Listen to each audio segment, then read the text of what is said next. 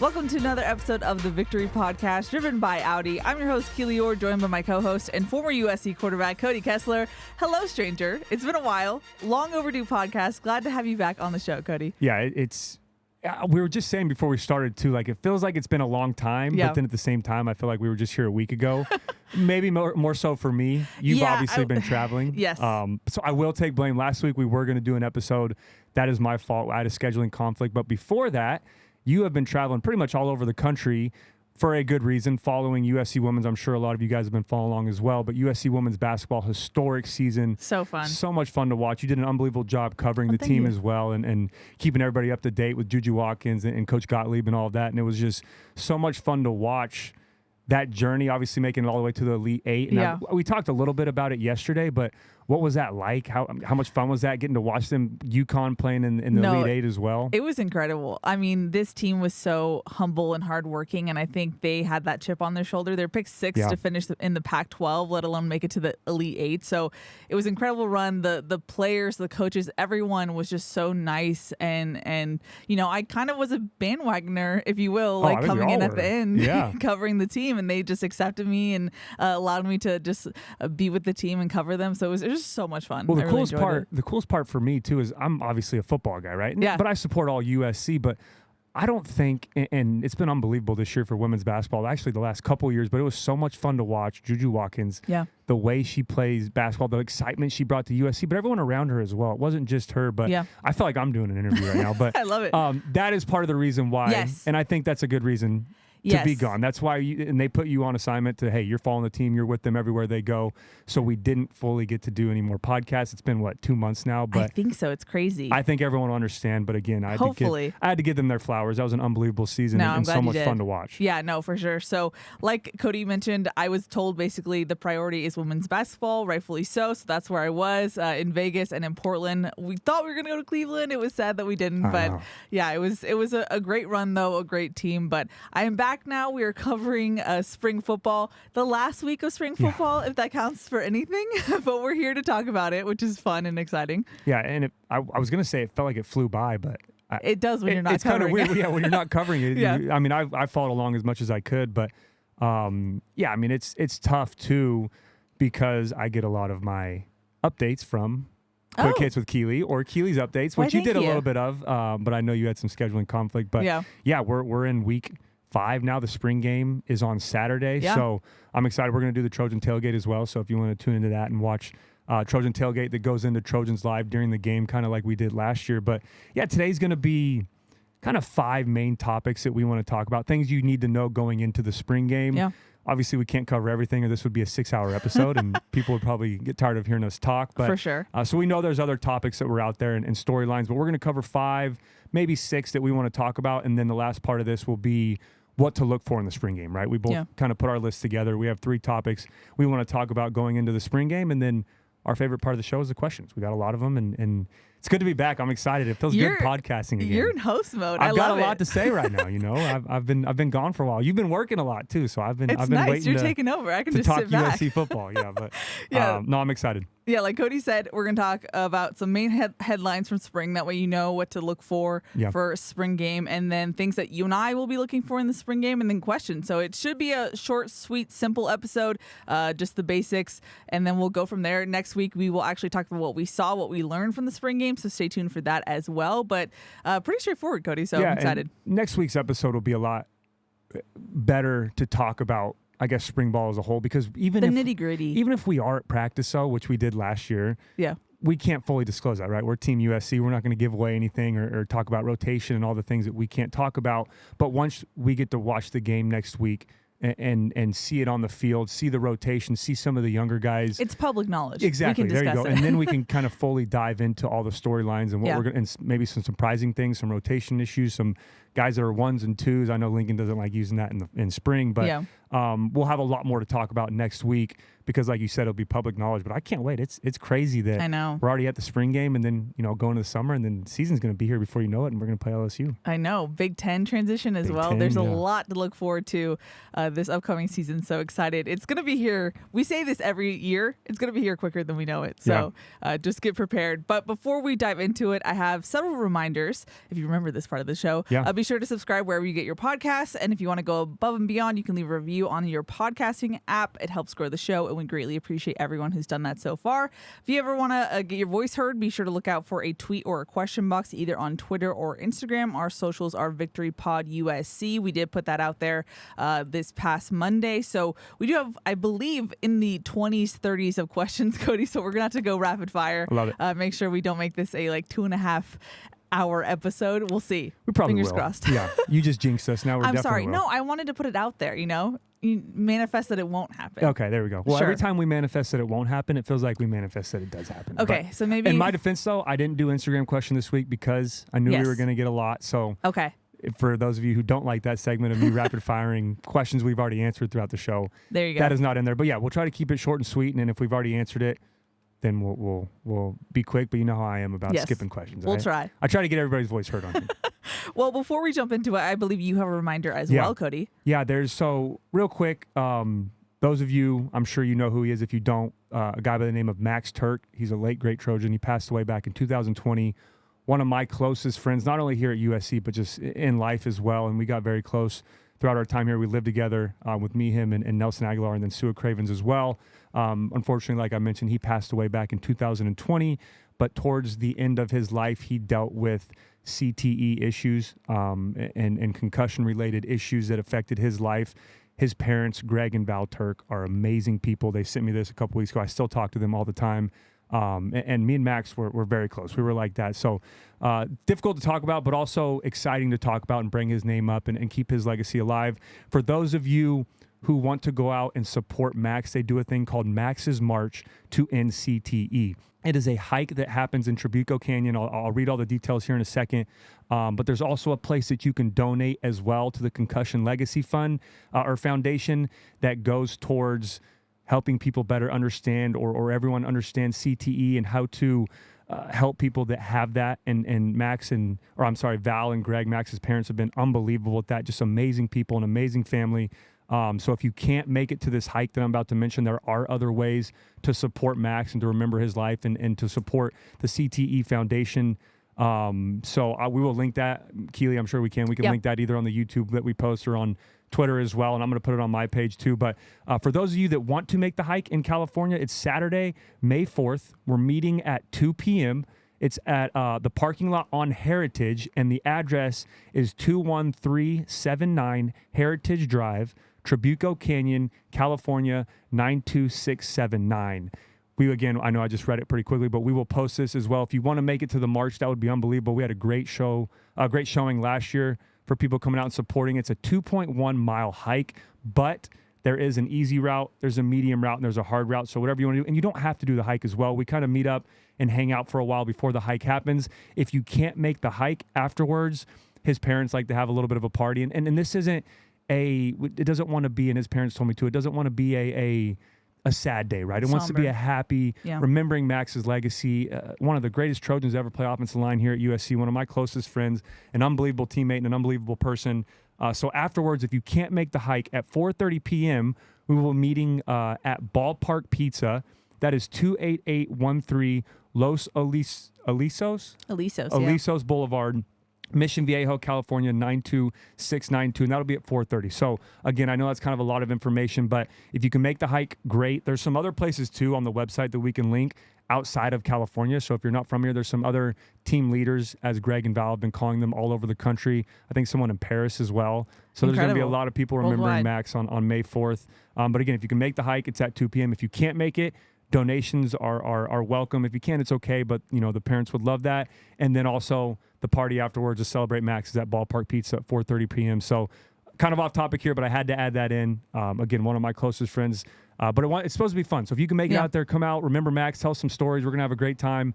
And it's going to be a fun little hike that we do as well. Awesome. And we plugged it on the show this time last year as well. Yeah. So if this sounds familiar, that's probably why as well. Yeah. And again, like I said, it was a lot of fun. Last year was so cool. Seeing his parents, some other teammates were there as well. Some former Trojans that live in Southern California came out and supported Max and doing that hike. But yeah, anything you can do, or even a tweet or a message over to the Instagram page, Max's March to NCT, just saying, hey, I remember Max in this game, or I was a fan of Max because of this, or telling a story. His parents see all that and they read that, and it's really cool for them. But again, this is a celebratory thing. We want to remember Max and keep his legacy going for a very long time. Awesome. And like you mentioned, Cody, we'll be putting important links on our socials as well, so you can find it there as well. Well, let's jump into it, Cody. Before we do, just want to give a thanks to Audi. Performance is more exhilarating on a real road. Introducing the Audi Q5. Visit your SoCal Audi dealers, proud sponsors of the USC Trojans. And at Ralph's, everyone wins when it comes to saving big, because when you order online through the Ralph's app, you get the same great prices, deals, and rewards on pickup or delivery that you do in store. So no matter how you shop, you always save big at Ralph's. Ralph's, fresh for everyone. Fight on. Fight on. Alrighty, Cody. Well, like we mentioned, the headlines from spring. And the first one we're going to talk about is something I picked up from the very first presser. You could just tell that people were proud about what USC did in the offseason. The offseason gains that this team had. And they kind of branded it a little bit. They said big gains, the big, like the Big Ten. All caps. Yeah, I saw that was the branding. Yeah. So we heard it not only from head coach Lincoln Riley, but from the players as well. And I'm going to go by the numbers. This is per USC's graphics. So this is what they said that they did in between the final game of the season and spring camp. So total weight gained 794 pounds. 367.2 pounds of muscle gained, and 146.6 pounds of fat lost. Wow. So that's a lot of numbers, but that's a lot. And that's not, it's hard to conceptualize it. Yeah, to fully grasp that. Now, you're going to read some individual players here in a second, which is unbelievable. And I couldn't believe it. But that's not like the entire offseason. Remember, the bowl game ended. That's several months. Yeah, the bowl game ended, I think it was December 27th, 28th. Yeah, but then when you go home, you get a little bit of a break. You don't come back for like the first couple weeks of January. And then these were numbers, I think, right when spring began. This was like 2.5 months. So the job that Coach Wiley and Rachel Suba have done is unbelievable. And again, the biggest part for this was, it wasn't just, let's just throw on some weight to beef these guys up. 367 pounds of muscle gain and 146 pounds of fat loss. So it's healthy weight. It's eating the right things, working out the right way, putting on the right type of muscle, because when you're an athlete, and especially in the trenches, and we'll talk about that in a second, but when you're an athlete, you can't just put on this weight and say, all right, I'm beefed up, I can go play defensive line or offensive line. You've got to be able to still have that quick first step. You got to be athletic. You got to be able to move around quickly. You can't just put on bad weight, I guess, is what we used to call it in the NFL. But that's an awesome job. Again, huge shout out and credit to Coach Wiley and Suba. They've done an amazing job with this team so far this offseason. Now, the thing that blew you away. Yeah. Listen to this stat. I just got to hear it again out loud. Okay. Wide receiver Jacoby Lane, apparently, according to Lincoln Riley, gained 30 pounds this offseason. 30 pounds in less than 3 months, basically, or right around 3 months. Now, maybe that's not crazy. I don't remember. I don't think I would ever be able to do that, or I don't know. I mean, how much you would have to physically eat to gain that much weight. He doesn't look like he gained that much. Really? I haven't seen him in person yet. I mean, he's just a very lanky guy He to begin with. He was 6'4". I don't even think he was 185-ish around that. I don't know. Okay, but that's, with his size, that makes a little more sense, the frame that he has to put on and support that weight. But that's an unbelievable job by him. And again, I'm sure it's all muscle and putting on the right type of weight. But how do you fight your metabolism like that? Okay, so I have a story about this, and I was thinking about this on the drive over. We talked a little bit, Keely and I, yesterday about the gains and what guys have been able to do, but I want to say it's Nickel Roby-Coleman is who the story was about when we were at USC. Nickel, if you're watching this and it wasn't about you, I'm sorry putting you on blast, but I think it was with, I want to say AA, either Ivan Lewis or AA Aaron Osmus, either at the time, but he was one of those guys that had to put on weight, right? And he could not keep his weight up. But I remember the stories they would tell us was Nickel during camp or even at games would wake up at like 5 a.m., go down to the meal room, eat a full breakfast, go back and sleep for 2 more hours, and then wake up for meetings or actual breakfast and then go eat another full breakfast before he went to meetings. And it was unbelievable, but he gained the weight that he needed to gain. I mean, and you mentioned yesterday in our text, I think it was, you said Braylon Shelby said he ate 7 times a day or 7 meals a day. He went into listing what he eats, and it was just meal after meal after meal after meal. It's insane. And the best part about all this is a commitment to that, right? That shows me that this is a team that understands, hey, we're going to the Big Ten. This is a very physical conference. This is a lot different than we've seen in the Pac-12, right? It's not going to be the air raid and throw the football all over the field. Now, teams are transitioning to that more, but it's a lot more of a run-heavy conference, on both sides of the football, right? A great defensive line that can stop the run and great offensive lines that are very big that can move guys around and have some big games on the ground. So this is unbelievable. It's awesome to see. I love seeing that. And again, like I said, it's good that it's healthy weight, right? We're putting on the right type of weight so guys are still explosive. They're athletic. They can move around well. They're not putting on dead weight or heavy weight so that they can't move sideline to sideline and have that quick first step or split those double teams up front. But again, this is awesome. I can't wait to see him in person on Saturday. Yeah. Now, we talked about fighting your metabolism, quote unquote, when it comes to Jacoby. Obviously, we talked about this a lot. Eric Gentry falls into that category as well. And Lincoln Riley gave a progress report that he, quote unquote, still has work to do when it comes to gaining weight. I wish, if Eric Gentry and I could just trade metabolisms or something, I would do that in a heartbeat, sacrifice for him. But it seems like something where they're still trying to mold Gentry into that bigger inside linebacker type. We had questions about that with this new defensive staff, but it sounds like they're still trying to do that. But he has made gains, but not as many pounds put on as they would want him to gain. So that's something definitely we'll watch for this offseason, this summer offseason, if you will. Yeah, and like you said, Lincoln went on to say he's always going to be a guy who struggles with weight due to his metabolism, like you just mentioned. So it's not like he's not putting in the work. I guarantee you that, especially if the team as a whole gains 794 pounds, I highly doubt Eric's like, no, I'm not going to take part in this, right? He's absolutely doing the right things. It's just one of those guys that can't keep the weight up, right? And it's difficult to do that. I was the opposite, right? I would eat and I would put the weight on pretty quick. I remember I'd never put on 30 pounds, I don't think, in one off season or in 3 months. But after my sophomore year, and I'm kind of putting myself on blast here, but this is to go back. This is actually kind of a funny story real quick. We end up winning the Vegas Bowl, right? That was the year that Kiffin had gotten let go. Ogeron took over. Then he got let go at the end of the year. Helton takes over. Sark's there. So crazy season, right? Ups and downs. We still end up winning 10 games. I got MVP of the Holiday Bowl. I'm a sophomore at the time, so I'm on cloud 9. Hey, we just won 10 games. Obviously not the bowl game we wanted to be at, but felt great going into the offseason. I had a little too great? Yeah, maybe 3 weeks off. And I think I gained, I want to say close to 15 pounds, 14 pounds. And so I guess maybe I do understand gaining 30 pounds in 3 months. Now, this wasn't healthy weight gain. This was, well, I don't think I was 21 yet. So let me count. It's just a lot of food. Let's say that. A lot Holiday of food. Season. Yeah. The freshman 15 as a sophomore, we'll say. But But yeah, I remember it was the funny part about it was we get back and we go, mind you, I'm 6'2", so I'm not the biggest guy in the world. We get back and this is right when Sark is taken over. I think we just hired Becky as our nutritionist. Ivan Lewis was just now taking over as the strength coach, and we had to do weigh-ins that first day back. I left at 221, which is what I normally played around. I weighed in, I think, at 237 or 236. So I gained about 14 to 15 pounds. Did you know that coming in? I did. Okay. You could see it in my face, my belt. I was, I had. That was a long time ago. I'm not like that anymore. Yes. But I could. I know people don't recognize you because you're so thin right now. Yeah, I could. Hey, I've been working out. Sorry. Well, that's the part of it though. That why people are like, oh, you've lost so much weight since you played. Like, yeah, I'm not the tallest guy in the world. Me being at 225, 230 wasn't normal or comfortable for me. But yeah, it was funny. I got back and weighed in. So that very next day, sure enough, hey, Becky, Sark called me into his office, said, tomorrow, Ivan and Becky are going to go over a meal plan with you, and you're going to go straight to Ralph's, and Becky's going to tell you what to buy.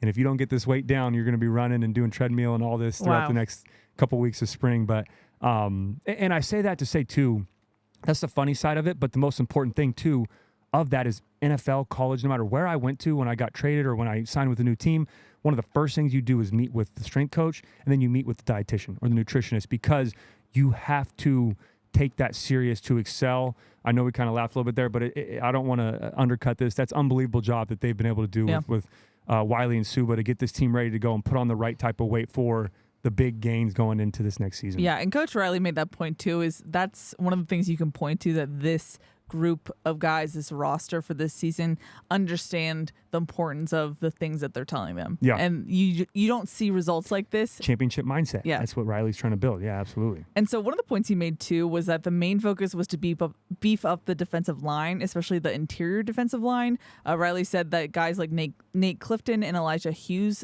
look physically more ready. And that's what I was going to ask you overall. What prompted this new philosophy? Because we've heard so much about it, and it just seems like it was almost in tandem with, we need to make a change on defense, but we also need to change what we can do on defense. And I feel like a lot of the time running up the middle or just having that stout presence in the interior defensive line was missing in the last couple of years. Yeah, and you just gave me a negative flashback thinking back to remember the Cal game. Just how many times the interior of that defense in the run game was getting split, just gashed. Guys couldn't hold their spot, whether it was maybe being out of position, but also the physicality to be able to do that, right? You want to have guys like Bear Alexander up front, right? Guys that are big, physical. Antoine Woods is another guy that comes to mind. Aaron Donald, who we're going to talk about in a second here with Coach Henderson. But you want to have those guys that are, yes, physical, big, strong, can shut down the run, but also, like I said, are athletic, are explosive, can move around. You have to be able to put on the right type of weight and keep guys from getting sluggish and slow. But the big part about that is size, right? You have to pass the eye test. The Big Ten is absolutely an eye test conference. You're going to go in there and you're going to see some of these offensive lines, some of these defensive lines, and you're going to think, if I don't have the size and the strength to keep up with these guys, it's going to be a long Saturday. It's going to be a long day, a long night. There's teams that can go out there and put up 300 yards rushings in a game. We've seen Michigan do it. Wisconsin loves to run the football. Ohio State at times loves to run the football. If you don't have a strong interior defensive line, guys that are big enough to take on a double team block and still clog the hole, to still we talk a lot about gap integrity, to still be able to stay in their gap and not get pushed 4 or 5 yards off the line like we saw last year, you're not going to be able to win football games in that conference. So I love that we're taking the right step necessary to do that. I'm so excited again to see what this team looks like. And a big part of that is playing for Danton Lynn. His defense, UCLA last year was one of the best run-stopping defense in the entire country. Yards per game, because they had the physicality and the guys up front to do it. It's starting to look like USC is getting that trend and heading in the right direction. And this is a tangent, but somewhat related. What we've heard throughout the spring is that both from Coach Nua and from Coach Henderson, the defensive line is going to play through you, not around you. Love that. And that's where that weight also comes into play as well, right? Yeah, you're not going to want to, I mean, there's going to be times you need to engage and shed and play sideline to sideline, but like I said, the most important part, just put on Aaron Donald tape for me, please. Watch him split a double team. Watch him go against the center and not get moved off the line of scrimmage. Go back and watch Antoine Woods, one of the guys I loved playing against. Hated playing against him in practice because we couldn't run the dang football when he was up there at nose guard, but loved playing against him, loved watching him play the game up front. Bear Alexander is a guy that we saw how explosive he can be last year, but it's no more of kind of catch and wait and look around. We're coming downhill. We're going to attack. We're going to stop the play in the backfield 3 or 4 yards instead of getting met at the line of scrimmage. So I love that, playing through you, not around you, getting away a little bit from that speed defense, and it sounds like it's more of a physical defense that Coach Lynn likes to run. The second headline from the spring for me was head coach Lincoln Riley gaining more head coaching duties, if you will. We talk about philosophy shift. Not only did we see that in the defense, but with head coach Lincoln Riley making the whole of the team more of his responsibility. And then what I mean by that is Luke Heward was once the inside wide receivers coach. For the past 2 years, he now has moved over to become the quarterback coach. It was very interesting hearing from Riley when he was talking about making that transition, because I believe for the 20 plus years that he has been coaching, in whatever capacity, he's always had that quarterback position coach in his title. This is the first time that he hasn't this season. So he said it was a little hard. He kind of laughed. He was like, yes, it was tough to give this up. Apparently they talked about possibly doing this last season, but ultimately opted not to. But that is one of the bigger changes we saw so far this spring.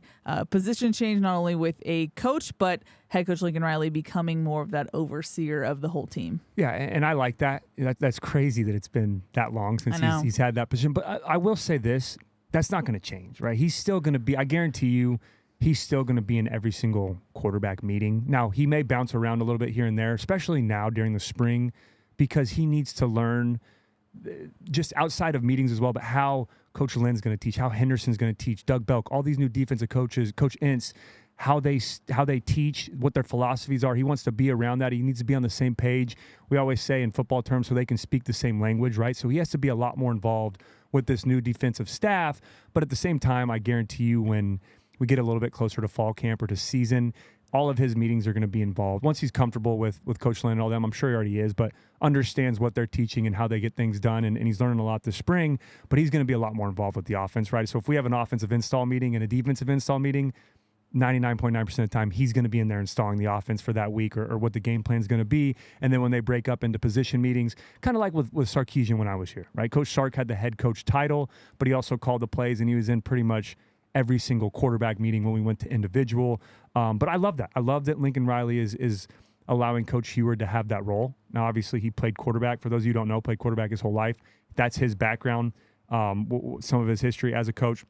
As a GA, Coach Jake Locker, who was a top 10 pick at Washington, 2007, 2008, was a QB coach and OC at Illinois State for 4 years. Then he went to Georgia State for 4 years, OC quarterback coach, and then he went to Sac State for 2 years as a co-OC and a quarterback coach. So it's nothing new to him. It's in his wheelhouse. Exactly. So that's why I know Coach Riley feels comfortable with this decision, and he obviously has a lot of trust for Coach Eure taking over a role that Lincoln's had for himself for a long time. But again, he's going to bounce around a little bit right now, but at the end of the day, when it's kind of crunch time, when the season starts, I guarantee you Lincoln will be very involved in those quarterback meetings. And they talked about it. Eure said that there's still kind of a partnership there with Eure and Riley, which makes sense. But we have seen Riley in the open media periods, walking around the defensive, hitting with the bags, some of the DVs. Love it's definitely a change. So that's interesting to see. And I'm curious from your perspective, Cody, as a former quarterback, for Miller Moss. And I wouldn't ask this for maybe Jaden because he doesn't know anything different. But for Miller Moss, how much of a difference is this for him? Yeah, I think for Miller, it's easy because he knows Lincoln's coaching style, right? This is now their third year together. Miller could probably go in I felt like I could. I'm sure Barkley, Liner, all the guys that played quarterback here. When you get to know your head coach, quarterback coach, play caller, all in one so well, I guarantee you Miller feels like he could go in those meetings and run it himself, right? He knows what Lincoln expects of him. He can be an extension of Lincoln in the meeting rooms and on the field. That's what you want as your quarterback, kind of like how Caleb was the last couple of years and helping guys out on the field and on the sideline in between series and all that, and understanding how close him and Coach Riley were. So that's where Miller's at right now, in my opinion. But I go back again to the Sark example, right? It was Helton was the quarterback coach, but Sark would come in there and kind of tell us what he expected, and then Helton would reiterate that, and then I was an extension of both of them on the field. And then when Sark ended up getting let go our senior year, Helton takes over head coaching duties. Tuiasosopo comes in, takes over quarterbacks. We worked together. Obviously, Tui could run that. He played quarterback, was a great quarterback back in college and went to the NFL. But at the same time, I had spent so much time with Helton, with Sark, and I knew what was expected of this offense that it didn't really matter who was in there. I could still kind of conduct those meetings, and I'm sure Miller's kind of the same way. And we saw how close him and Lincoln were in the bowl game and leading up to that and how well they worked together their first time on the field. So I don't think it's too much of a change now for Maeva. He's still learning, right? He's probably still a little bit of a deer in the headlights, taking in all this information, learning the offense, and also trying to apply it to practice. But Miller's probably done a great job for the rest of that room, leading those guys and kind of reiterating what Coach Riley wants. And as a result as well, Dennis Simmons now takes over all the wide receivers. Yeah. I also feel like that wouldn't be too huge of a shift as well. It was... I know that job titles matter in college. NFL, football, I learned that a long time ago when I got to the league, was job titles are very important, right? With Coach Henson, offensive line coach, offensive coordinator, but Lincoln calls it. So those things matter, but I don't think I've ever seen an outside and an inside receivers coach. Now, it's great to have two really good football minds in the same room helping out the wide receivers, but I'm sure Simmons feels completely comfortable taking it over outside, inside. Guys rotate so much anyways. Yeah. So it's not, we're going to see Zachariah at slot and outside Deuce move around a lot, guys like that. So it's not too much of a change. But, yeah, it sounds like both sides of the football, the staff is really coming together, and I'm excited for this upcoming season. I know. Okay, third headline. Anthony Jones Jr. replaces Kyle McDonald. That was a late news-breaking thing right before spring camp. Surprising one, yeah. Yeah, Coach McDonald heads to the Chargers, takes that job, so now there's an opening right when the defensive changes had settled down. Yeah. It felt like all the coaching staff changes were done. So that was obviously a tough spot for Coach Riley to be in. Replaces Kyle McDonald with Anthony Jones Jr. I was wondering your thoughts on that, Cody. I don't think we got your official thoughts on this change as well. Yeah, I love that hire. For those of you who don't know, just a little background on Coach Anthony Jones Jr. He's been coaching coaching since 2007, spent the last 2 years at TCU. In 2022, he coached alongside, he was the run game coordinator as Garrett Riley, who's Lincoln's brother, was the offensive coordinator. So first thing for me that stands out is Lincoln obviously went and talked to his brother and got a high recommendation of Coach Jones Jr. So I think that was a big part in making that quick decision. And before he got to TCU, he spent a couple years at Memphis as a running back coach as well. And some of the names of the guys, and I'm sure a lot of NFL fans out here will recognize this, some of the guys that he developed, which is a big word we've used in coaching this offseason, developing players. He took some of these guys that weren't highly recruited and got them to NFL players who playmakers or who are playmakers at the next level. A couple names, Tony Pollard is one of them. Darrell Henderson with the Rams. Kenneth Gainwell, who I think was, reading about him, wasn't even a 3-star recruit at the time, ended up being a 5th-round pick and has some impact in the NFL. And then Antoine Gibson, another guy who he coached as well. So his development of players from college to the NFL is awesome, and I can't wait to see what he can do with this running back room. And I'm so excited to have him a part of the staff, but also he coached in a national championship game as well. So he understands that championship mentality, what it takes to be successful, how important the run game is going to be going into the Big Ten, like we've talked about. So this is a great hire for USC, and I can't wait to get to know Coach Jones Jr. a little bit more. Another headline, and I shouldn't have been surprised by this, but I was. Jonah Monheim moving to center. The cool thing about it is that he's actually making his recovery from his Achilles injury. Yeah. Brett Nealon came back to USC during the PRP time and actually went over stuff with Jonah Monheim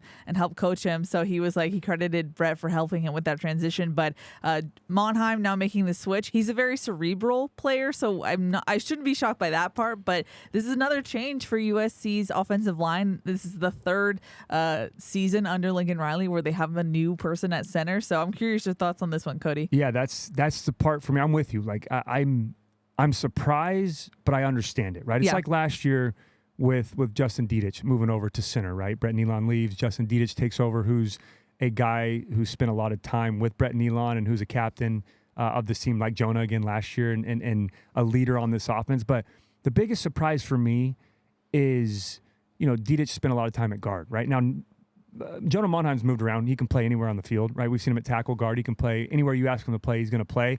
But he's not your prototypical center type, right? And it's Jonah, right? Yeah. Jonah isn't. Someone we just talked about at the beginning of this episode, like I said, the late, great Max Turk was kind of similar my junior year, right? So sophomore year ends, Marcus Martin leaves.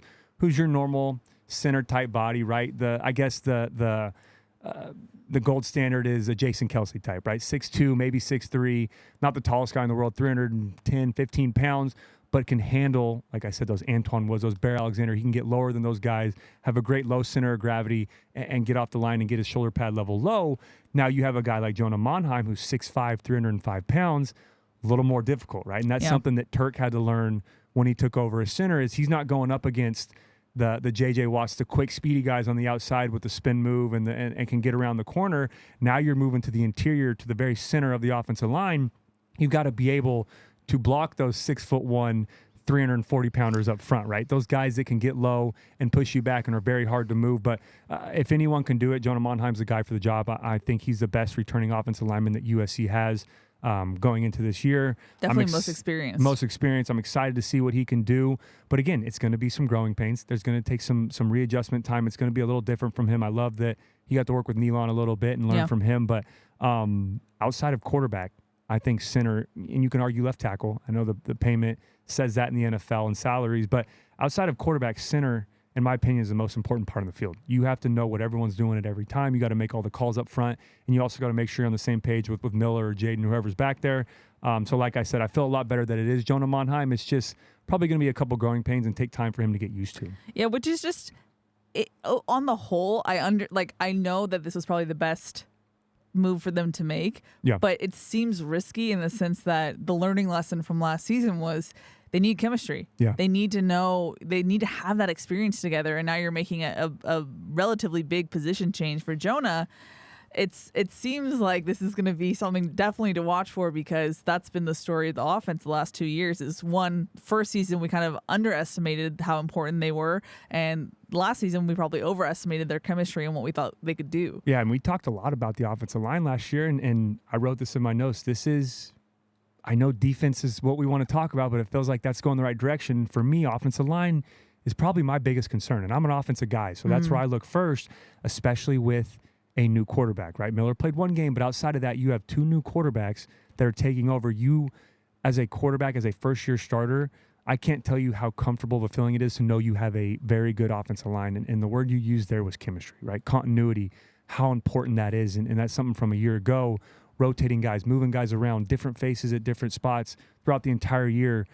It is so important to have that chemistry up front, right? Those 5 guys need to spend every day together, spend all their time together, always be on the same page, right side of the line, left side of the line, down to the center, right? That's so important. But at the same time, and obviously Coach Riley and Coach Hinson know this, but they know football as well. If you have 4 guys doing their job and one's not, you have to make a change, right? If you have 3 guys that are working great together and 2 aren't, you have to make a change. You can't just sit there and say, all right, well, hopefully it gets fixed because we want the chemistry to be great. So not only is the continuity important, but you have to have guys that can get the job done as well. You got to see progress. You've got to see results on the field.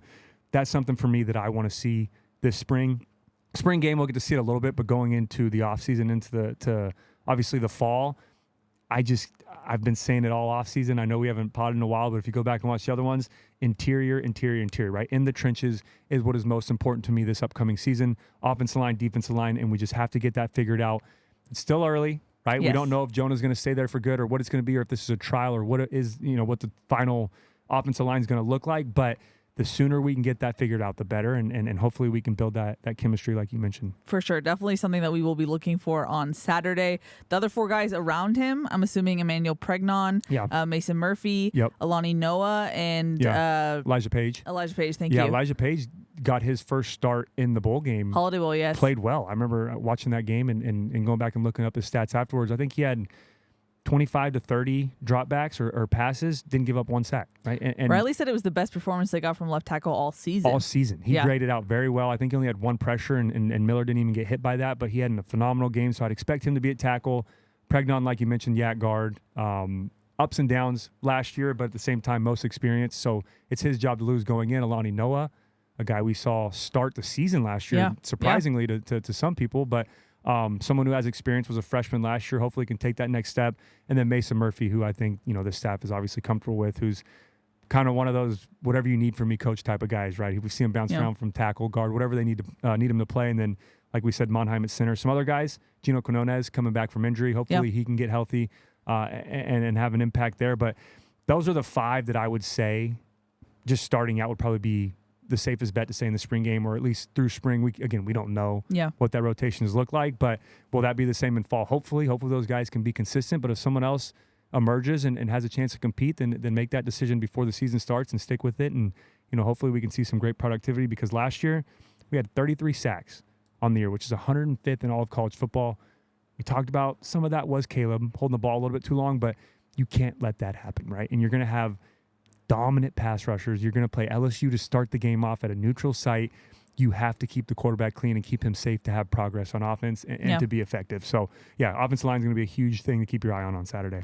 And something to watch for as well. Riley has hinted that it might be something where they go to the portal in this summer period as well. So depending on how things go, how they feel, depth is always important, obviously, for offensive line as well. The next headline is an obvious one, but just what we've heard from USC's new defensive coaches and kind of the reviews.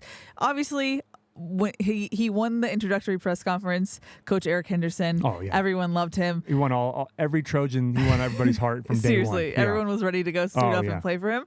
Understandably, the rave reviews have continued to come in, whether that's from players who have just raved about how much they've learned from him already, or just coaches working with him. We got to talk to Sean Newell for the first time since all these defensive changes happened.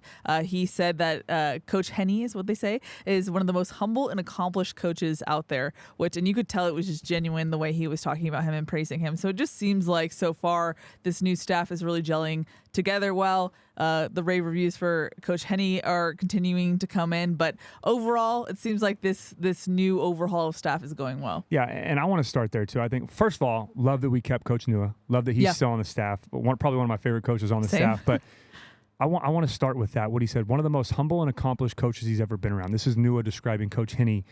The fact that Coach Nua is saying, because obviously players, right, you want to hear from them. You want to hear from the head coach, who's obviously going to talk highly about Henderson because he hired him.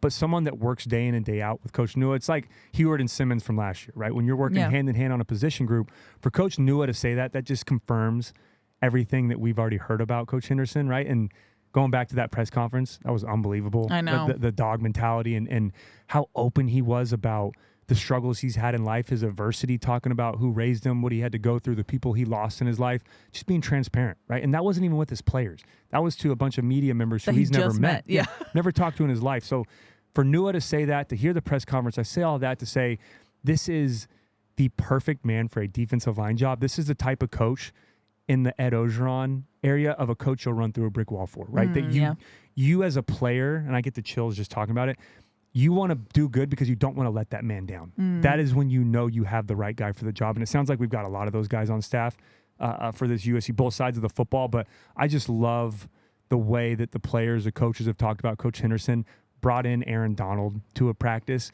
as a defensive lineman. That's like Tom Brady as a quarterback, bringing him to practice. Yeah. It's the equivalent of that. One of the greatest defensive linemen to ever play the game. To have him come in and be able to talk to him a little bit and have that relationship with Coach Henderson's unbelievable. Not only does that help with guys that are here now, but recruiting as well. But we've spoken so highly about Coach Henderson. I don't want to keep going down that road. Obviously, got to get the job done, but got to give credit where credit's due. This is an unbelievable hire, one of the later hires, right? And remember how excited we were for Ince and Lynn? And it was like, all right, this staff is set, Doug Bell, and then boom, we get Henderson, and it's like, how could you take that next step?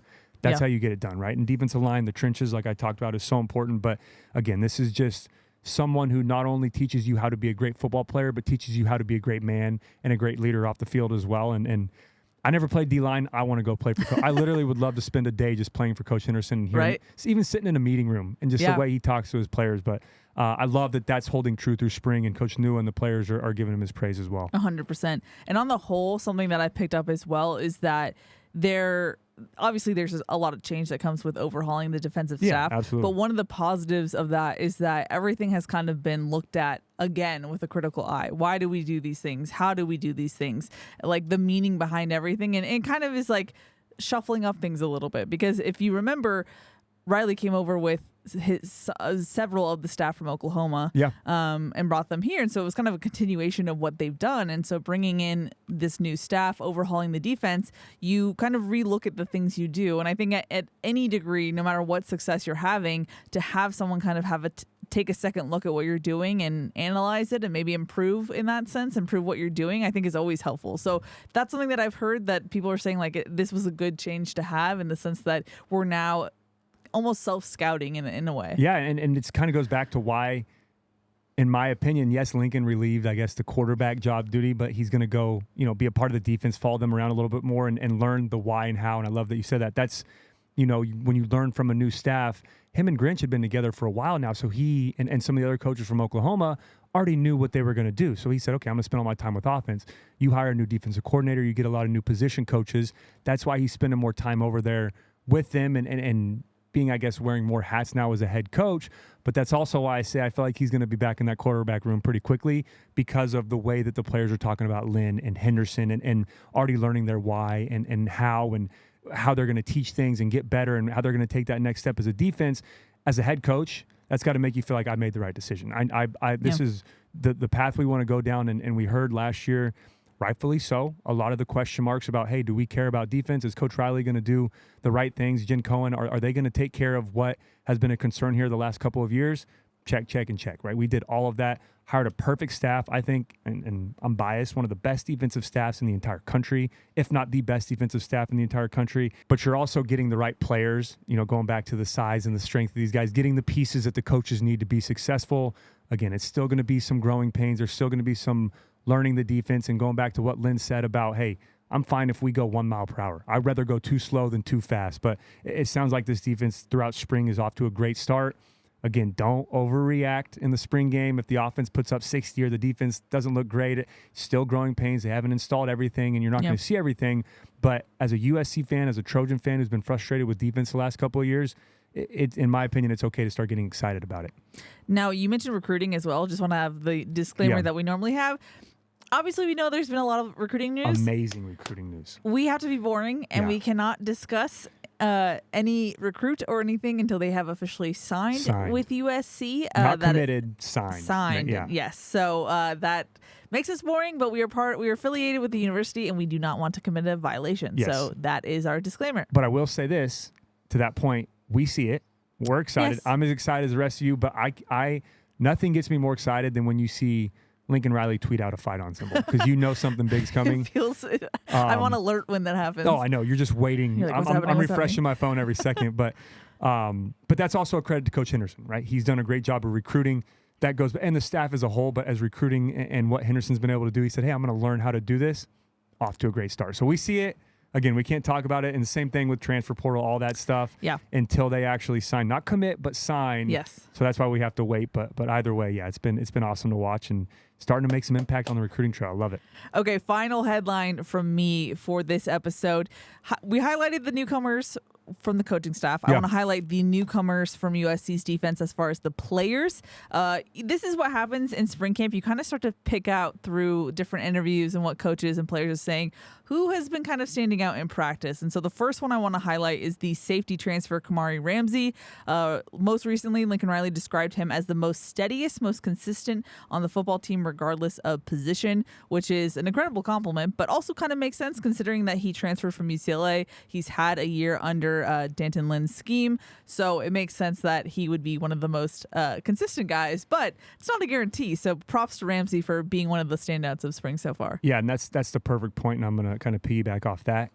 It's a la Caleb and Lincoln, right? From a year ago or from 2 years ago, right? It's that extension of Coach Lynn on the field like I talk about. For Ramsey to come over, he's already been in this defense. He knows the scheme. He knows the insides and outs. He knows, we talk about, before, hey, you take step one before you can take step two. He knows all those extra steps and what it looks like to play fast on Saturdays in this scheme so he can be an extension of Coach Lynn. And I'm sure guys that have been here, the Mason Cobbs, the Eric Gentrys, some of the other DBs, the safeties around there coming to him and saying, hey, what do you see? Instead of just going to Lynn every time, right? Or Coach Belk, who's also here for the first year, they can go to Kamari and say, hey, how do you see this? He's kind of like the quarterback of the defense, but that's a great thing to hear as a USC fan. Those are some big shoes to fill after losing Kalen Bullock, right? You have to be able to replace a great safety like Bullock, and Kamari Ramsey seems to be that guy. But it just reminds me 2 years ago of Lincoln and Caleb coming over on the offensive side of the ball of, hey, how's this transition going to look? Well, you have a quarterback who's been with Lincoln already, who's, again, one of the most important positions on the field on defense at safety, similar to Lincoln and Caleb. It's the same with Ramsey and Lynn. So that's awesome to hear. I love, obviously that's got to transition to the field and to game days and all that, but it's awesome to hear early on that he's both sides of the football, steady, consistent. Those are the important words that you look for as a coach, as a player. Consistency, right? How consistent can this guy do this day in and day out? How effective can he be, and how is he as a leader? So it sounds like Ramsey's off to a great start. This is a fun one.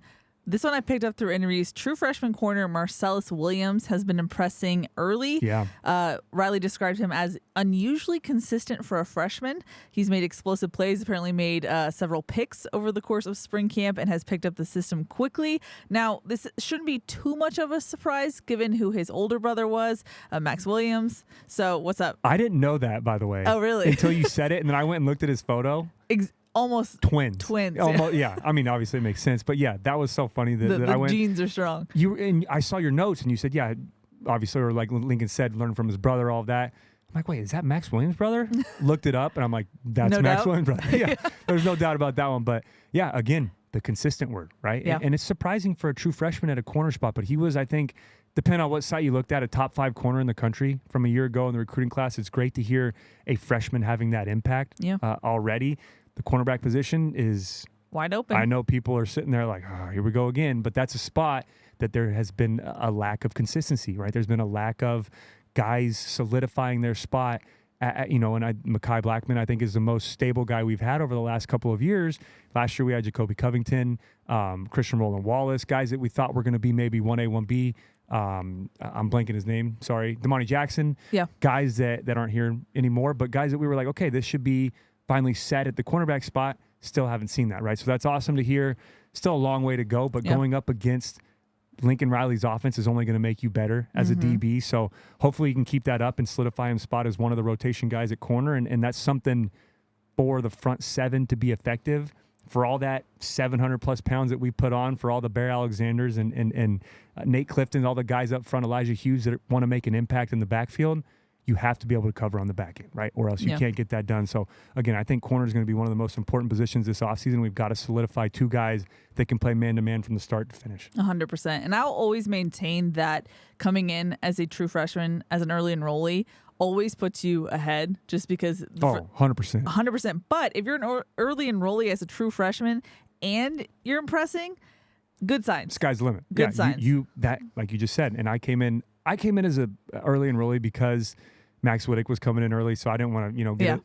I wasn't competing to beat out Mac Barley League. I was competing with who's going to take over next. But that extra spring is huge. So important. And like you said, I was a deer in the headlights. I mean, there was some things Kip would say, oh, yeah, Cody does this well, does that well. But I was nowhere near the praise that he's already getting as a true freshman coming in early spring. He's a couple days removed from high school campus, right? Coming in and making an impact. So that's great to hear. But again, with how good of a player Max Williams was, doesn't surprise me. And hopefully he can keep that up throughout the rest of spring. Okay, final name that has been popping out to me, inside linebacker Easton Mascarenas-Arnold. One, gaining a leadership role, which is interesting considering he is a transfer, but also getting a good rotation at that middle linebacker spot. Lincoln Riley said you can tell he's played a lot of ball. I believe he's played 5 years of football. And Riley described it as his bad plays are not backbreakers, which is always what you want to see. You don't want those giant busts, especially from your inside linebacker. And then apparently Oregon State had some similar concepts to what Lynn is running, so I think that's also giving him an edge there. But something to look out for in that rotation because we're looking for not only Easton, but Mason Cobb and Eric Gentry there. Yeah, this is, and it feels like I'm saying it about every position, but that's kind of how the offseason is, right? Unless you have a guy that's a guaranteed returning starter. But for me, linebacker play last year was somewhere that we can improve. But to hear that there's already this competition, and it seems like this is something that keeps happening, a new player coming in, a transfer player coming in and taking over as a leader, as a captain. You go to Shane Lee, became a captain when he came over from Alabama. Eric Gentry, I don't think he was a captain, but came over and made an immediate impact from Arizona State. Last year, Mason Cobb from Oklahoma State becomes a captain, and now you have Mascarenas-Arnold. But I love that. I love that there's competition at that spot. If you haven't watched our episode about the film breakdown, I think it was actually the last one we did, or 2 episodes ago. It's been 2 months. I apologize. But if you go back and watch our film breakdown episode, we talked a lot. There's 3 clips on there where I kind of break down what Mascarenas-Arnold can do, not only as a pass rusher, but what he can do in pass coverage and how he can tackle out of the backfield. And that's one of the biggest things for this USC defense over the last 2 years was missed tackles, right? We got to have surefire tacklers. But I love that. I would not be surprised if he's a starter week 1 or if he competes for that starting job week 1. It sounds like he's already off to a great start. But like you said, referring back to Mason Cobb and Eric Gentry, they need that competition. We want that competition. This is USC. I don't care who you are. I don't care what stars you had. I don't care how long you've been here. If someone is playing better than you, if someone's competing against you and it can be the starter, your job is on the line day in and day out. And if it's not, and if it's realistically not, you still want a guy behind you that can push you and help you get better. Look, I was a starter my sophomore year throughout the entire year, right? Won 10 games, like I said, did all of that. Sark takes over. First thing he says, I don't know who our quarterback's going to be. Right, we're going to open this wide open. Max Brown was coming in as a 5-star recruit. There were other guys that were competing for that spot. First thing he said was, we are opening up the quarterback position. That made me better. At the time, stressed me out a little bit. I said, hey, Coach, we just won 10 games. We beat Stanford and on College Game Day. Did all these things right. What more do you need? But then hindsight, obviously, he knew I'm pushing Cody to get better, right? I'm going to open up this competition. So competition is great. That's what USC is built off of, even back to the Pete Carroll days. I remember being a camper back then and going as a sophomore in high school, and the first thing that he gives you is a wristband that says win every day, right, or compete every day. All those things that you can't just be complacent with what you did yesterday. So I know I'm going back to football, past Trojan history, Cody, here. But I love that we're bringing in competition at the right places on defense, and linebacker is definitely one of those spots. And I can't wait to see how that rotation plays out and who emerges as the starters. And on the whole, I think maybe that's something that has been missing the past several years is like you really need that unifying leadership voice on defense. Yeah. And whoever that's going to be, like someone just needs to step up because I feel like that's definitely been missing to some degree. But to the point of that is you have to also, like, I love that you said that because you can be a leader, but you have to perform also. It's guys that are vocal leaders, great. Like I love guys that are vocal leaders that you can go out there and they're going to hoorah and get you pumped. Yeah.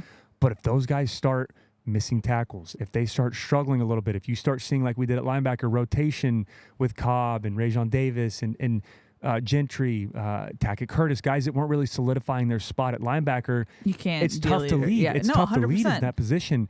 And as a quarterback, it was tough for me when I was competing with Whittick going into my sophomore year because I didn't know I wasn't solidified to be the guy yet. Our competition went into the first 2 years or the first 2 weeks of the game or of the season, and it was tough for me to be like, hey, let's go, let's wait, because I knew in 20 more snaps, Whittick was coming in to take over. So we were sharing a team, but I say that to say, yes, you need the leadership on defense, but you have to be both. You have to be a vocal leader, and you also have to have the performance and be dominant on the defensive side of the ball because guys aren't going to listen to you if you're missing assignments, if you're missing tackles, and you keep making mistakes. 100%. You got to have a little bit of both, but I love that. It's wide open. Someone come in and be a leader. Someone come take 55, in the near future. Someone come be that dominant force. I'm not saying you have to, but we need to have that type of defensive player, and I'm with you on that. Well, it speaks to both issues, I would say. You need that consistency across the board, but you need that consistency plus leadership. Yeah. And that's definitely has been lacking on the whole. So I get what you're saying there. That's how you have a dominant player. That's how you have a true leader, a true, hey, this is a captain, this is a guy that I know is going to make the plays on Saturday, but he's also going to be a great leader Sunday through Friday as well. Okay, final little segment from us, Cody. What will you be looking for on Saturday in the spring game? Yeah, we got 3 topics here. We kind of compiled our list together. First one, and I know you're probably thinking, why have you not talked about it yet? But quarterback competition. Yes. That is the number one thing that I'm looking for. That is the most important part on the field. That is, I know we've said it a couple times this episode, but to me, and I'm sure to a lot of Trojan fans, that is the most important spot on the field. Defense as a whole, offense line, all of that really doesn't matter if you can't find the right quarterback at that to lead your team. And for me, it's obviously still Miller's job to lose. I've heard great things from both guys. It sounds like Maeva has impressed a lot throughout spring, and that's a good problem to have. And you want to, kind of like we just talked about at linebacker, push Miller. Yes, he threw 6 touchdowns against Louisville, which had a very good defense, which had guys not sitting out. They played their defense. It was a top-ranked defense throughout the entire year in that bowl game. And Miller went out there and shredded him. He tore him apart. He threw the ball all over the field, threw a pick, and bounced back from that, which was great to see. So he passed that first test. Now I said the next thing for him was being consistent in the spring. The spring game is his next test on Saturday if he wants to keep fighting off Jaden Maeva. But I love that there's 2 guys that are capable of being a starter here. And like I said, it goes back to me and Whittick, goes back to me and Brown.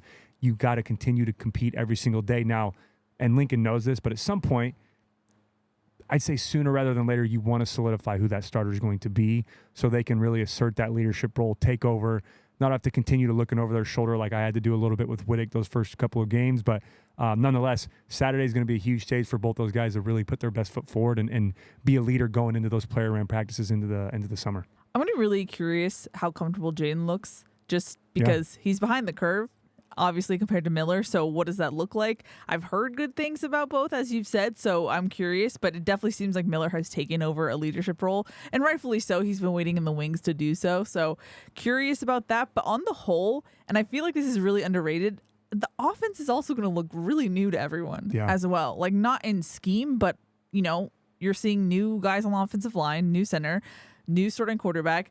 You're missing some of the key figures that have been part of the wide receiver room. Lake McCree's injured. It's going to be a lot of new faces, a new lack of continuity from what we've seen. So that also is at play here. We talked about so much about the defense, but I think the offense as well is going to take a little bit getting used to on Saturday. Yeah, and that's perfect lead into our new point. My biggest thing was, I guess this kind of goes hand in hand because we'll talk about the defense next, but immediate impact guys or year 2 guys, which was the most important thing for me was the Holiday Bowl was the freshman show at wide receiver, right? We saw Deuce Robinson have some big plays. We saw Zachariah Branch have a couple big plays here and there. Mekhi Lemon, who was a little bit of a forgotten name last year, who had to play some DB as well. Yeah. And then Jacoby Lane, a guy we talked about at the opening of this episode. But that's going to be one of the biggest things I'm looking for on Saturday is how well that group can play, because you lose Taj Washington, you lose Brendan Rice, 2 of your top 2 production guys in the pass game from a year ago. And also, like you mentioned, you lose Caleb Williams, who's going to be the number 1 pick in the draft and who has been the quarterback here the last 2 years. So there's so many new things happening on offense, and something we haven't talked about yet, the running back room.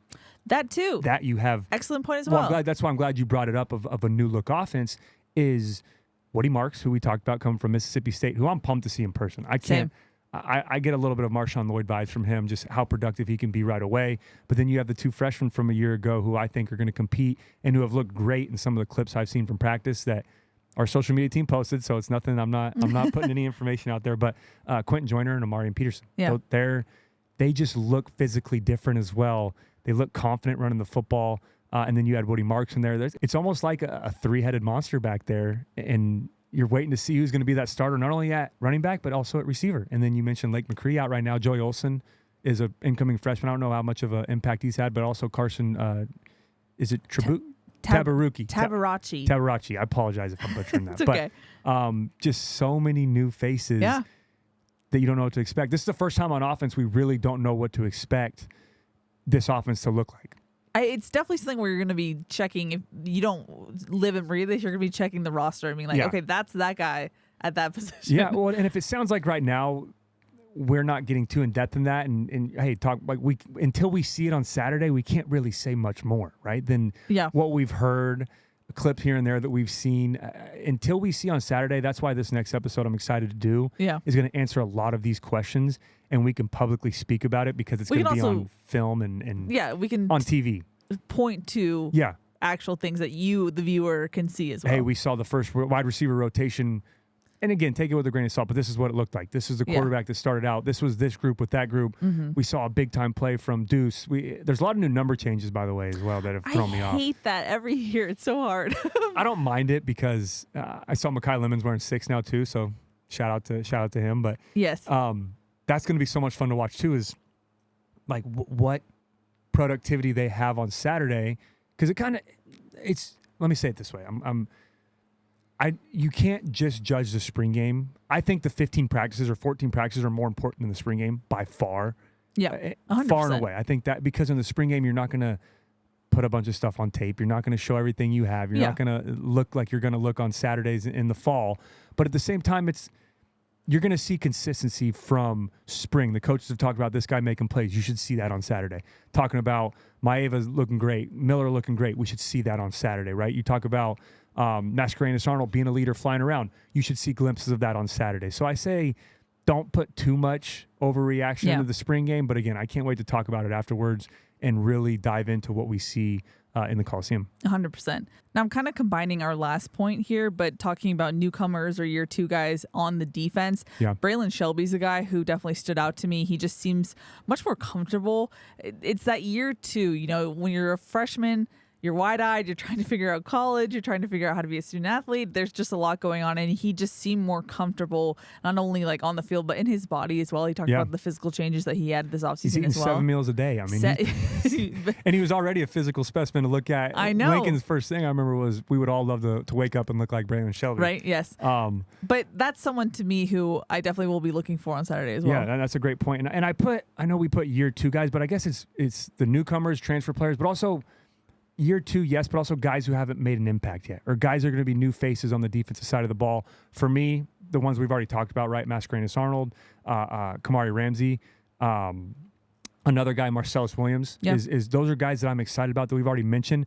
But for like you said, like Braylon Shelby is a guy we saw flashes from last year who is probably going to be a full-time player, get a lot more reps this year. Another year, not year 2 guy, but a second year in the system. Anthony Lucas, ready to see that next step that he can take. Jamil Muhammad, one of your kind of standout players from last year. I circled, yep. Just seeing how those guys take that next step, not necessarily year 2, and I mean freshman to sophomore, but like you say, that's important at any level.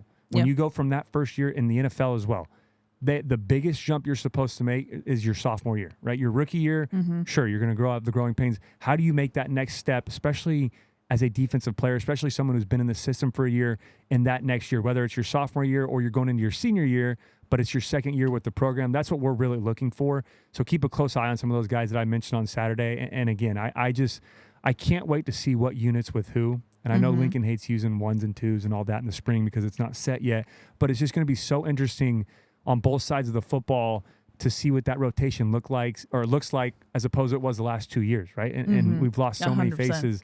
And you add so many, and that's, again, the transfer portal. I hate it, but I love it at the same time. It's tough for us in the media to keep up with all of that. But, a lot of great things to look at Saturday. So those are our 3 main ones: quarterback competition, I guess defense as a whole, and then new immediate impact players as well as year 2 guys, whether it's sophomores or guys that are their second year in the program. You touched on this, but what are realistic expectations to have for USC's defense on Saturday? Yeah. Again, I don't know if expectations is the right word for spring games. It's kind of like I said, look for consistencies that we've heard about through the spring, right? I've heard this guy's been dominant. Let's see a couple flashes of that on Saturday. I've heard this guy's throwing the ball well. May not look perfect on Saturday, but let's see Maeva and Miller, how they're going to look leading the offense for the first time. Now, expectations going into year one. That's a different question. Yeah. No, it is. And that's a fair point. That's why and I'm not kind of putting down what you're saying. It's just tough to say, like you want to see them because we're playing each other, right? That's the hard part. That's what I'm asking you. Is like, this is such a unique. I mean, I'd love to see some turnovers. Situation. We're not going to tackle probably again, right? I don't think we're doing. Are we doing live? I think there will be. Was a it live period. last year? Yeah, I think so. Yeah. Okay, so if there is live, then let's see how we tackle, right? Be smart though. We're not trying to hurt anybody. Not trying to hip drop or do any of those roll tackles, but love to see how we tackle.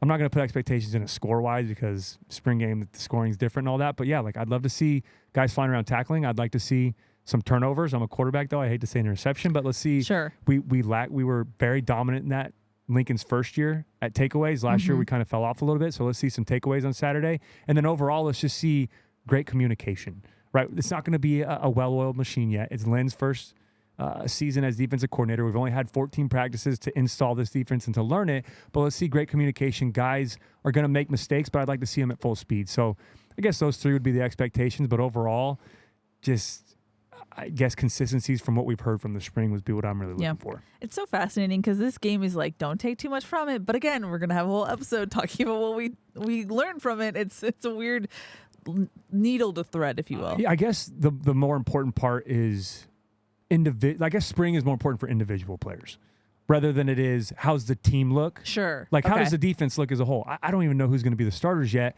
but like last year, Tackett looked great, right? Oh, Mascarenas-Arnold on Saturday could look great. I expect him to be in the starting unit. Who's going to be around him? I don't know. Who's going to be the entire group? Kamari Ramsey looked great on Saturday. Who's going to be opposite of him? Is it going to be Zion, who's dealing with an injury? Is he going to be back healthy? Anthony Beavers, guys that have bounced around.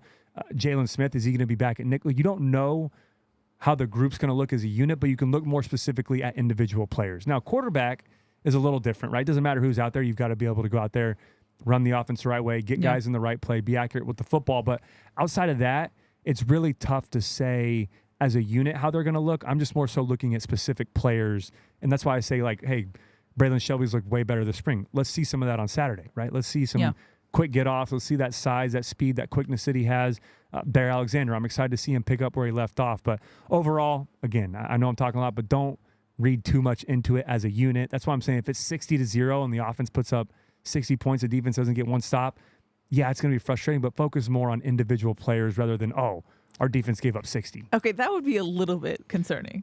I don't think so. Really? I just, for what spring is used for what OTAs in the NFL are used for, sure.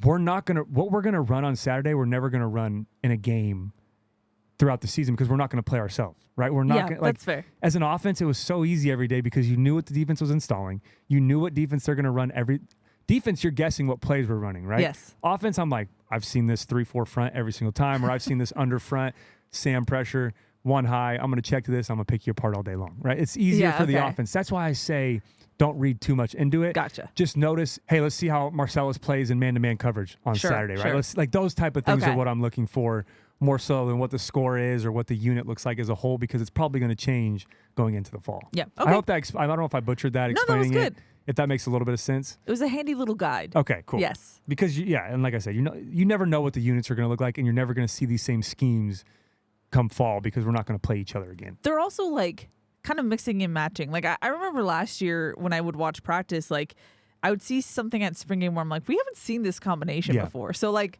there's grain of salt. And you're also like, well, it's an open competition, so it's going to be different at quarterback. I was going to say maybe Miller play a series or two and then let Maeva take over, but they're still competing. So we'll probably see a fair share of both, and then Jake Jensen as well, probably get some reps. Yeah. But yeah, I mean, again, I wouldn't pay too close attention to rotation or like you said, who's in there with who, because you may not see that ever again throughout the year, but focus more on individual play and how they do and how that improvement is from last year to this year, or some of the new faces, what impact they can make right away. Well, you talked about the quarterback competition. Yeah. It's a wonderful segue into the questions that we have. Let's do it. Before we do, just want to give a thanks to Audi. What if there's a portal to the future? Enter the fully electric Audi Q4 e-tron with an advanced touchscreen infotainment system. Audi, the future awaits. And take your health to the next level with Symbiotica. Their premium, easy-to-take supplements fuel your body with key vitamins and minerals to help you reach peak performance on and off the field. Elevate your health today by going to Symbiotica.com and use code FIGHTON for 15% off site-wide. 15%. Hey, or Look. 15% fight on is what I meant to say. That was a good recovery. Normally when you fumble a little bit on a word, you're like, I got to do it again. That was... Don't tell the people our secrets. No, that was great. That was great. We're back. Yeah. I'm rested. Let's go. I know. I was about to say, this is the most wide-eyed I've seen you in a while, in right? a while. That's crazy. So like I mentioned, our first question is from John. He said, is there really a quarterback competition, or is that just quote-unquote coach speak? Yes and no. Yes, there is a competition, right? You're now Lincoln has in his head, and again, we don't know this. I'm not in the meetings, but Lincoln has in his head, I'm sure, who he knows or thinks the guy's going to be. In my opinion, Miller has the leg up. It's his job to lose is the best way to put it. But you're not going to not play a guy because someone deserves a spot, right? You can't just say, all right, Miller paid his dues. He played good in the bowl game. It's his job no matter what. You have to be able to open up that competition to get the best out of your team. You owe it to your players, and you owe it to the guys around him. You owe it to Jade Maeva, who transferred over here. But at the same time, I say all of that to say I would be highly surprised if Miller is not the starter on day one. At least going into fall camp and leading up to the first game of the year, I'd be very surprised if we don't see Miller Moss out there against LSU come fall. That's the best way for me to put it right now. So that's kind of why I say yes and no is yes, it's an open competition, but it is Miller's job to lose, right? He has the leg up. He's been here. He's already proved in a game situation that what he can do. He's just got to continue to be consistent and fight off Maeva throughout spring ball, summer, and fall camp, but that's what makes you better, right? Those competition days, keeping it open. But sooner rather than later, Lincoln's going to have to come out and make that decision so that quarterback can feel comfortable going forward. This is a PSA that some of these questions I'm going to wait and use them for next week's episode. Okay. I think it might be more applicable then when we can have something to point to versus kind of speculative right now. I like that. We got a question from Jonathan who said, what's the most important thing for new players to learn in the spring? Game or playbook. That's by far. I mean, culture is one of them. You could say, right? What? How do we do things around here, on and off the field, going to class, being on time? That's going to be pretty consistent anywhere you go. But I'd say culture is one, but two is playbook. You cannot be on the field no matter how good you are, no matter how talented you are, no matter how physically gifted you are. I can't put you on the field if I can't trust that you're going to do your job and you don't know the offense or you don't know the defense. So I would say first and foremost, as soon as you step foot on campus, even when I came in at early spring, first thing I did was get a copy of the playbook, go up in the meeting rooms and just study my tail off so that I knew when I went out there, whether it was with the ones or twos or threes, whoever it was, I knew my job and I can help the guys out around me. We got a question from Pete who said, the Ravens-inspired defense is the flavor of the month. Seattle, Michigan, San Diego, UCLA. What makes it different versus other schemes? That's a great question, Pete, and we'd have to sit down and watch film together on that. But I'll just go back to what I said last year, just the chaos, right? It's controlled chaos. What was the word I used explaining this? Well, you said it was funky. Funky, there you go. just go back and watch from last year, Pete. Now, we haven't done that. We can probably do that now that we're back in here, breaking down a little bit more of this defense and show examples from Saturday. Yeah. Now that it's going to be on tape with USC, but just the different ways that Lynn last year used defensive ends on the interior, inside guys moving outside. Nate Clifton, who is a guy that can move all around. I can't wait to see how he uses him. Bear Alexander, wouldn't be surprised to see him at a 3 or a 5 technique on the outside. Third down, bring in 4 defensive ends and get after the quarterback. And I remember playing the Ravens back in the day. I don't know if this would be the same scheme, the time-wise, if it lined up. I'd have to go back and double-check. But it was one of the worst when I played for the Browns. The most nightmarish team to game plan for because of the different fronts, the stand-ups, the radar, if you will, type of looks to where you don't know who was who. You're trying to down this guy. Hey, who are the 4 down? You in the center trying to figure it out. And then by the time you got it figured out, the ball snapped. And then, oh, yeah, by the way, what it looked like pre-snap is not what it's going to look like post-snap. So the best 2 things I could say are the funky, different type of looks that you see, the controlled chaos, but also the confusion that it creates for the defense or for the offense and more specifically the quarterback. Corazon said, Cody, which new player on the roster gets you the most fired up on both sides of the ball or each side of the ball? Yeah. Going off of what we've heard through defense, Kamari Ramsey for me is the defensive side of the ball. With Mascarenas Arnold and Marcellus Williams, probably 2A, 2B right there for me. And then offensive side of the ball, just going back to the film breakdown, probably Woody Marks.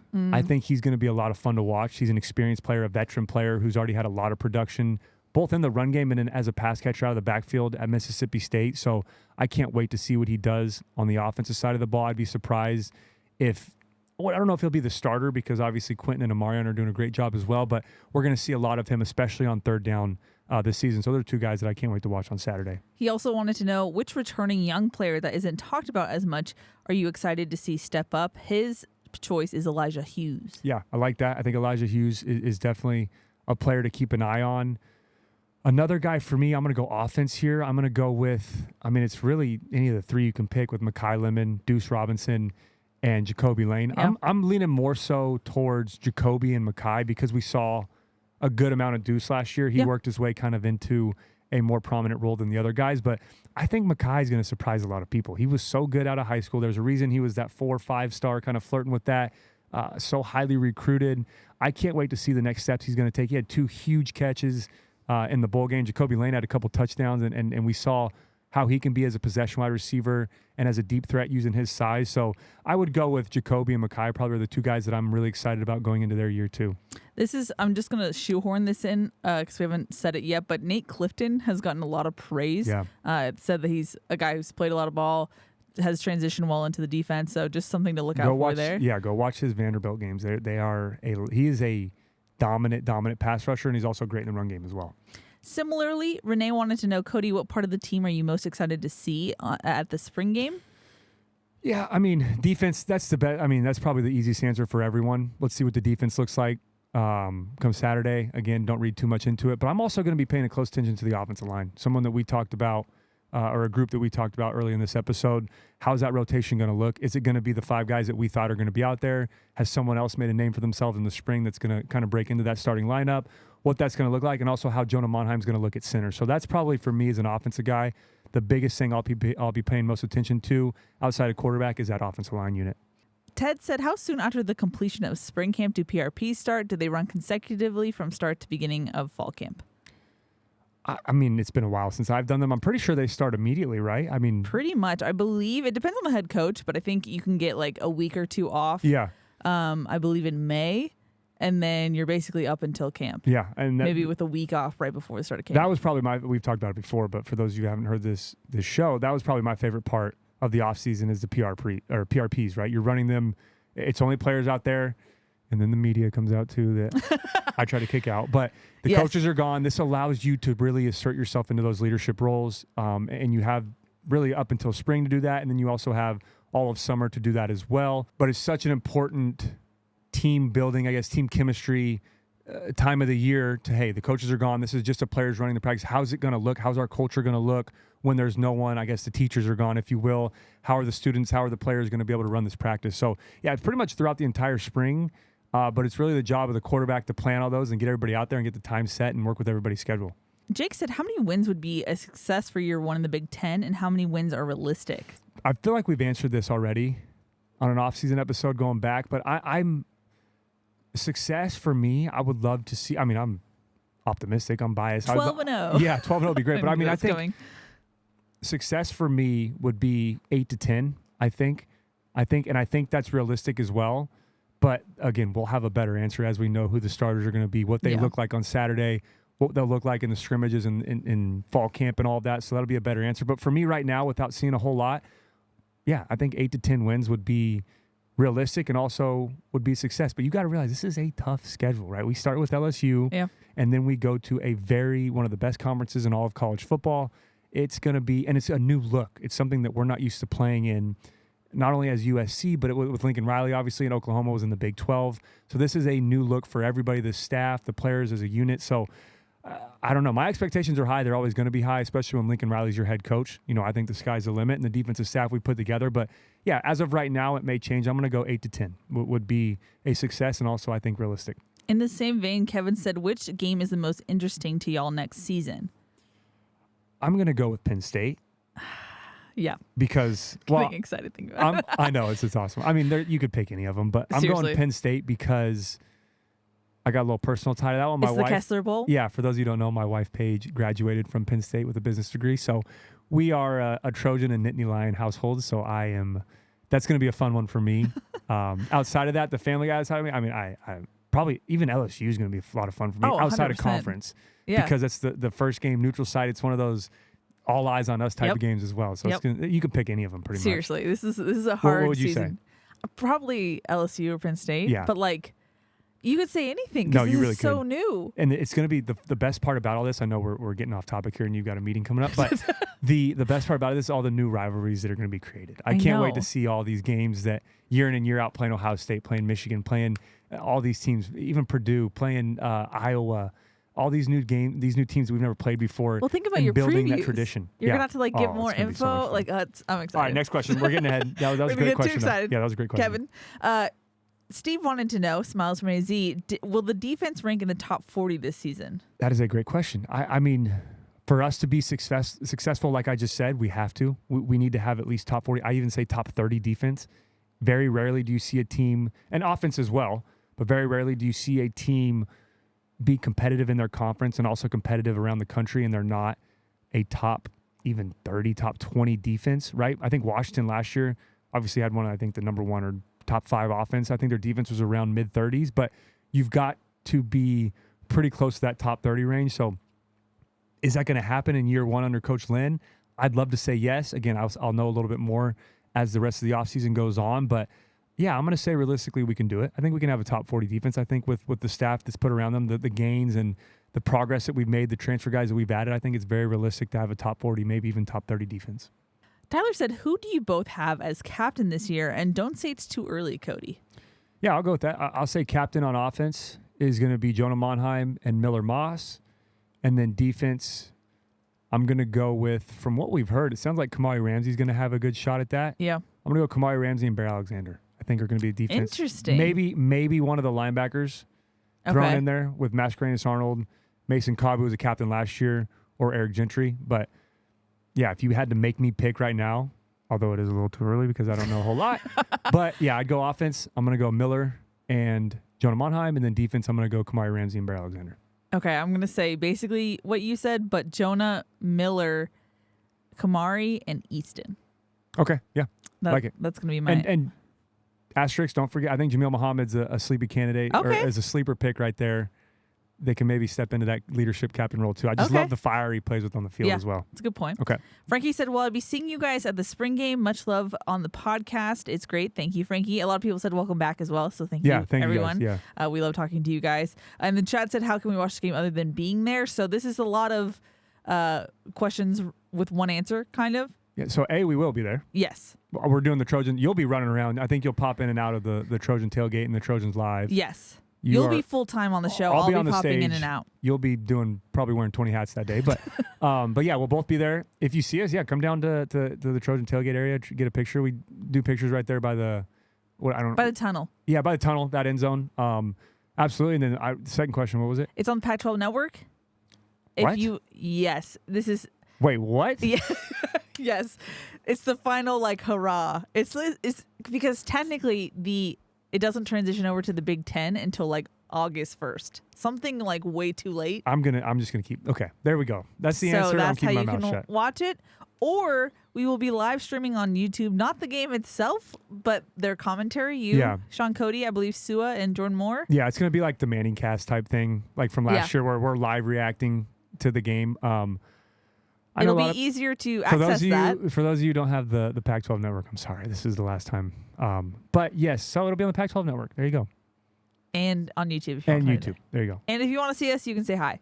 Yeah, come say hi. How about that? Okay, cool. I believe, like I said, there's a lot of other questions that I think will be better served for next week. So please do not get offended if your question was not asked.